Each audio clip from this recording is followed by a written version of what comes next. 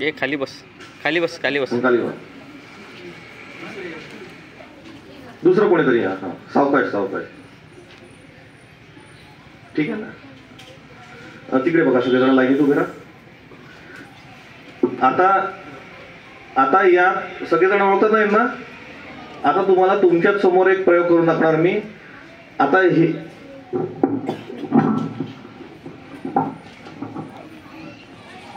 आता एक उदाहरण घेऊ की तुम्ही बिबट आहे, या बिबट्या. ठीक आहे, या इकडे या बिबट्या, इकडे या.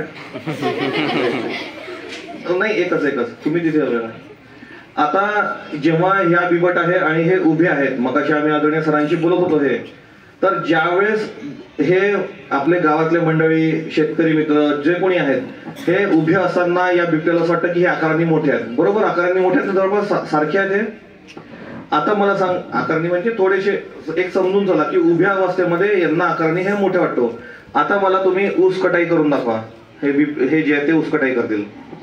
आपण ऊस कटाई करतो, करा.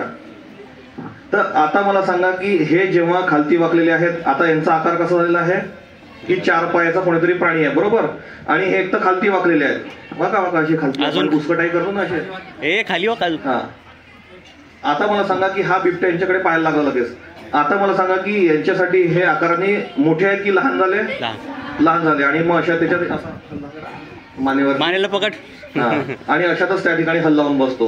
ही एक प्राथमिक स्थिती, आणि हीच घटना आपल्याकडे घडली होती. ज्या आदरणीय महिलांवरती ज्या घटना घडलेल्या आहेत अशा स्थितीमध्ये घडल्या आहेत. दुसरी गोष्ट म्हणजे, आता तुम्ही जर का लहान मुलं खेळत असेल, आपल्याकडे लहान मुलांवरती पण हल्ले झालेले आहेत. बोलताना या गोष्टी सोप्या आहेत. एक उदाहरण पण मी तुम्हाला देणार आहे. अंगावरती प्रत्येकाच्या काटा येईल नंतर. आता तुम्ही खेळून राहिले, खालती बसून खेळा. किंवा आपण रात्रीच्या वेळेस आता थंडी असल्यामुळे आपण शेकोटी पेटवतो. त्या दिवशी सुद्धा मला वाटतं सरांनी की कोणीतरी उदाहरण दिलं, शेकोटी पेटवत बसले होते. थांबा, तुम्ही वगैरे त्या ठिकाणी मागेच घराला लागून तूर होतं आणि सगळ्यांचं लक्ष त्या शेकोटीकडे होतं, त्या तुरेकडे काहीच नव्हतं. आणि लगेच मग त्यावेळेस बिबट्याचा हल्ला होऊ शकतो. आता पहा, हे खालती बसलेले आहेत, बिबट्यापेक्षा आकाराने लहान झालेले आहेत, आणि अशातच त्या ठिकाणी परत मानेवरती हल्ला करा. अशा घटना होऊन बसतात. ही वास्तविक स्थिती आहे. आता आपल्याला वाटतं की या सगळ्या गोष्टी बोलायला फार सोप्या आहेत. आता मी जागेचं नाव घेणार नाही. एका ठिकाणी आम्हाला कळलं होतं की शेत परिसरामध्ये, ही वास्तविक घटना सांगतोय तुम्हाला, तुम्ही सरकारी याच्यात नोंद आहे. एका ठिकाणी आम्हाला लक्षात माहिती मिळाली की बिबट्याचा एका ऊसाच्या शेतामध्ये वावर आहे. त्या ठिकाणी आम्ही गेलो, आणि त्या ठिकाणी 2 आई वडील ऊस कापणी करत होते, आणि त्यांच्या पाठीमागे 2 वर्षाचं लहानचं बाळ त्यांनी झोपून ठेवलं होतं. त्याच्यानंतर मग त्या ठिकाणी आम्ही त्या वडिलांना म्हटलं की तुम्ही हा 2 वर्षाच्या बाळाला या ठिकाणाहून घरी ठेवा, कारण त्या ठिकाणी बिबट्याचा वावर आहे. तर ते मला म्हणाले की आमच्या घरी कोणीच नाही, आम्ही कुलूप लावून आलेलो आहे. मी म्हटलं की तुमच्याकडे जरी कोणी असेल आहे तर तुम्ही आसपासच्या घरात कोणातरीकडे ठेवा, जेणेकरून तो लहानसा मुलगा सुरक्षित राहिला आहे. तर ते मला म्हणाले की ठीक आहे. मग आम्ही पुढे गेलो, आणि 20 मिनिटाच्या आतमध्ये आम्ही त्या ठिकाणी परत आलो. आल्याच्या नंतर आपण पण ते डोळे मिचकवतोय ना असे, तेवढ्या 1 सेकंदामध्ये तो बिबट्या एका याच्यात निघाला. त्या लहानशा 2 वर्षाच्या बाळाला पकडून पटकन गेला. त्याच्या मागे आम्ही धावत सुटलो, आणि विचार करा की ही गोष्ट 1 मिनिटाच्या आतमध्ये घडली. आमच्या आवाजाने तो बिबट्या तिकडे निघून गेला. बोलायला या सगळ्या गोष्टी गोडगोड आहेत. जीवन मरणाचा प्रश्न असतो म्हणून तुम्हाला सांगतोय. त्या ठिकाणी मी आणि बाकी आमचे साथीदार म्हणजे आदरणीय वनरक्षक साहेब वगैरे आम्ही गेलो. तर तो मुलगा नाकाने श्वास घेत होता आणि इथून वारा निघत होता. आणि विचार करा की आपल्याला आई वडील आपले प्रिय असतात की नाही? आई वडिलांना तुम्ही प्रिय आहात ना? तर ती आई, विचार करा की त्या मुलाला पाहून बेशुद्ध होऊन गेली, आणि ते वडील रडायला लागले. इतक्या, आणि या सगळ्या गोष्टी फक्त 3 मिनिटाच्या आतमध्ये घडल्या होत्या. विचार करा की याच्यात किती दुर्दैवी मृत्यू आणि किती दुर्दैवी गोष्टी त्या ठिकाणी घडल्या असेल, आणि त्या आईवरती काय वेदना झाल्या असेल ती आईच समजू शकते. म्हणून मी तुम्हाला विनंती करतो आहे, एक मोठा भाऊ म्हणून, जीवाची कळकळी म्हणून सांगतो आहे की कोणी पण शेत परिसरामध्ये आता 15 जानेवारी पर्यंत त्या ठिकाणी जाऊ नका. कोणी पण दुर्दैवी हल्ल्यामध्ये मृत्युमुखी पडायचं आपल्याला नाही आहे. म्हणून आपल्याला या सगळ्या गोष्टींचं पालन करणं, आपल्याला त्या ठिकाणी गर्दी होता कामा नये. त्या ठिकाणी वन विभागाला सहकार्य करणं, सतर्क करणं हे आपलं कर्तव्य आहे. कारण होतं असं की आपण बिबट्या जर का एखाद्या ठिकाणी निघाला, त्या ठिकाणी बऱ्याच मोठ्या प्रमाणात गर्दी निर्माण होऊन जाते. आता तुम्ही सगळेजण उभे राहा 1 मिनिट. तुम्ही बिबट्या मध्ये राहा, आणि तुम्ही यांना पूर्ण गोल घेऊन टाका. मध्ये राहा इथे, आणि तुम्ही असं गोल करा, इथे बिबट्याला गोल करा. हात पकडून राहा. आता मला सांगा की हीच घटना घडली होती आता काही दिवसांपूर्वी, ज्यामध्ये बिबट्याला रेस्क्यू करण्याच्या आधी लोकांनाच गर्दी हाताळायची वेळ आली होती. माननीय ACF साहेब आणि RFO सर तिथलं बाईट देताना सांगत होते की त्या मुलाखत देताना, बाईट म्हणजे मुलाखत देताना सांगत होते की आम्हाला त्या लोकांना म्हणजे त्या बिबट्याला सांभाळण्याच्या याच्यात लोकांना किंवा त्या गर्दीला हाताळायलाच वेळ जातो आणि मग अशातच या सगळ्या गोष्टी होऊन बसतात. आता होतं असं की जर का या बिबट्याला बाहेर पडायचं आहे, तुम्ही हात पकडून ना, तुम्ही बाहेर पडताना काय कराल? आता यांनी घट्ट हात पकडून ठेवला, तुम्ही बाहेर पडताना काय कराल?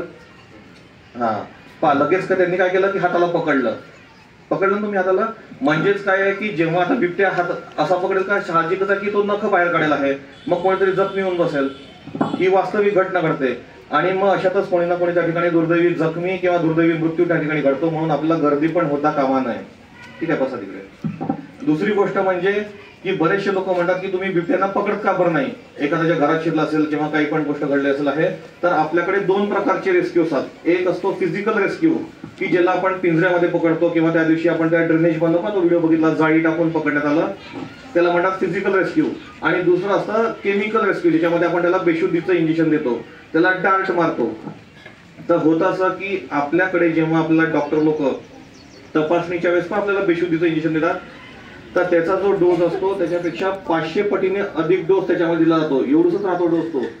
त्या डोसचं मी नाव नाही घेणार, पण तो डार्ट मारताना जर का समोर एखादा व्यक्ती असेल आहे, धक्काबुक्की दिली आणि तो डार्ट इथून त्या समोरच्या व्यक्तीला लागून गेला, तर 10 मिनिटाच्या आतमध्ये जर का त्याला अँटीडोट दिलं नाही तर 100% त्याचा मृत्यू होऊन जातो 10 मिनिटाच्या आतमध्ये. आणि तो एवढा पॉवरफुल असतो की एकदा माझ्या हातावरती एवढूसा थेंब पडला होता, फक्त हातावरती, इथे मेंदू इथे आहे, हात इथे आहे, तर मला चक्कर यायला लागला आणि उलटायला लागला. इतकं ते पॉवरफुल असतं. म्हणून आपल्याला त्या ठिकाणी गर्दी पण त्या ठिकाणी करायची नाही. गर्दी केली नाही तर त्या ठिकाणी 100% आपण ज्या गोष्टी 1-2 तासात आपण त्या ठिकाणी करू शकतो, पण गर्दी केली तर त्याच गोष्टींसाठी आपल्याला अख्खा दिवस पण त्या ठिकाणी लागून जातो. बरेच वेळेस लोक आक्रमक पण होतात. म्हणून आपल्याला त्या ठिकाणी गर्दी करायची नाही आहे. अचानकपणे बिबट समोर आलाच. आता ज्या काही गोष्टी पण मायगाव देशमुख मध्ये तुम्ही लहान मुलांनी माहित नाही, पण आदरणीय मॅडम किंवा सरांनी ती गोष्ट ऐकली असेल, दुचाकीवर चालताना एक बाईकवाल्यांवरती बिबट्याने हल्ला केला आणि मग त्याच्यावरती वृत्तपत्रामध्ये काय आलं होतं की बिबट्यानी डबा धरून बसल्या बिबट्यानी दाम्पत्यावरती हल्ला केला. अजून असे किती लोकांचे जीव जाऊ देणार आहेत, वन विभाग करतं काय आहे. तर त्याच्यामध्ये तुम्हाला अधिकृतपणे सांगतो की जर का आपण बघितलं, दोन्ही बाजूला शेत होते, बिबट्या एका ठिकाणून जात असताना दुसऱ्या ठिकाणी मधनं रस्ता असतो, तर त्याच्यावरनं जाताना जंप घेतो, कारण त्याला उघड्यावरती यावं लागतं आणि उघड्यावरती येत असताना त्याला त्या ठिकाणी भीती असते. म्हणून होत असं की जेव्हा तो एका ठिकाणून दुसऱ्या ठिकाणी जायला जंप घेतो तर त्याचे नख बाहेर निघतात आणि त्याचा जबडा उघडा असतो. तर होतं असं की नेमकं त्याची जंप घेण्याची वेळ आणि ती गाडी जोरात येण्याची वेळ बरेचदा एक होते, तर एक तर तो बिबट रोड ऍक्सिडेंटमध्ये मेलेला असतो किंवा मग त्या लोकांवरती हल्ला होऊन बसतो. आणि म्हणून आपण ऐकलं असेल की मांडीवरती किंवा बाकीच्या ठिकाणी त्या जखमा आपल्याला त्या ठिकाणी बिबट्याच्या आढळलेल्या आहेत. म्हणून आपल्याला काय करायचं आहे, 2 गोष्टी सांगितल्या आहे की अचानकपणे बिबट समोर आला आणि तुम्ही 2 व्हीलरने जात असाल. आता जसं हे उघडं ओपन लँड आहे तर इथे तुम्हाला काही प्रॉब्लेम नाही, दूरपर्यंत तुमची नजर जाते, त्याच्यामुळे बिबट्या लपणार पण नाही. पण दोन्ही बाजूनी शेत आहे, तुम्ही तुमच्या आई वडिलांना सांगायचं आहे दोन्ही बाजूनी शेत आहे आणि तुम्हाला जर का 2 व्हीलरने तुम्ही चालले आहेत रात्रीच्या वेळेस, दिवसा किंवा कधी पण, तर जाताना आपण गाडी हळू चालवायची आहे. कारण की जर का अचानक बिबट्या समोर आलाच तर तुम्ही हॉर्न वाजवू शकता, आवाज करू शकता आणि गाडी नियंत्रित करून तुम्ही तिकडे लगेच युटर्न घेऊन वापस जाऊ शकता. पण जर का तुम्ही गाडी जोरात असेल आहे तर 100% तुम्ही त्या ठिकाणी अपघात होऊ शकतो. दुसरी गोष्ट म्हणजे की तुम्ही पायदळ आहात, पायी चालले आहात आणि अचानकपणे बिबट समोर आलाच. आता या गोष्टी बोलायला फार सोप्या आहेत की तुम्ही शांत उभं राहायला पाहिजे वगैरे, प्रत्यक्षात फार कठीण असतात. पण तरी सुद्धा सांगतो की बिबट अचानकपणे समोर आलाच तर पळून जायचा प्रयत्न करू नये, कारण पळण्याच्या नाद्यामध्ये 100% पायात पाय अडकून लोक खालती पडतात. या घटना 6 अशा आमच्याच वनरक्षकांवरती घडलेल्या आहेत याच्यापूर्वी सुद्धा. कारण बिबट समोर आला की आपण घाबरतो आणि पळण्याच्या नाद्यामध्ये पायात पाय अडकतो आणि खालती पडतो आणि मग अशात बिबट आपल्यावरती उडी मारून आपल्यावरती जखमी किंवा मृत्युमुखी पडू शकतो. म्हणून बिबट समोर आलाच तर आपल्याला शांतपणे उभं राहायचं आहे, त्याच्याकडे पाठ न करता हळूहळू मागे सरकायचा आहे आणि एक सुरक्षित अंतर झालं की तिकडनं तो निघून जातो, आपणही निघून जायचं आणि तो बिबट्याही निघून जातो. अशा पद्धतीने आपल्याला त्या ठिकाणी स्वतःला सुरक्षित आपल्याला त्या ठिकाणी ठेवायचं आहे. सगळ्यात महत्वाचं म्हणजे आता आपल्याला काय काय करायचं आहे या बचाव योजनेसाठी. 15 जानेवारी पर्यंत कोणी पण विद्यार्थी, लहान मुलं, तुमचे भाऊ बहीण शेत परिसरात जाणार नाही, 100% खात्रीने सांगतोय. दुसरी गोष्ट म्हणजे की आपल्या परिसरामध्ये तुम्ही जर का खेळत असाल, आता जसं शनिवार असेल आहे किंवा रविवार असेल त्या दिवशी तुम्हाला सुट्टी असते, संध्याकाळी 5च्या नंतर आपल्या घरात येणं तुम्हाला बंधनकारक आहे. कारण तुम्हाला तुमचा जीव प्रिय आहे की नाही, प्रिय आहे ना, तर 5च्या नंतर तुम्ही आपल्या घरात वापस येणं आता तुम्हाला बंधनकारक आहे, म्हणजे तुम्हाला स्वतःलाच जाणून घ्यायचं आहे. तिसरी गोष्ट म्हणजे की आपला परिसर स्वच्छ ठेवायचा आहे. कारण बरेच वेळेस घराच्या अवतीभोवती गवत वाढलेलं राहतं. आता जसं साहेबांनी सांगितलं की तूर लागूनच आहे, आता तूर तर आपण काही करू शकत नाही, पण जसं बरेच गवत वाढलं असेल आहे, झुडपं वाढले असेल आहे, तर अशातही त्या ठिकाणी बिबट्याला लपायला जागा मिळते आणि मग तो घरावरती किंवा घराच्या आसपास त्या ठिकाणी त्याचा वावर होतो. म्हणून आपलं घर पण त्या ठिकाणी स्वच्छ ठेवायचं आहे.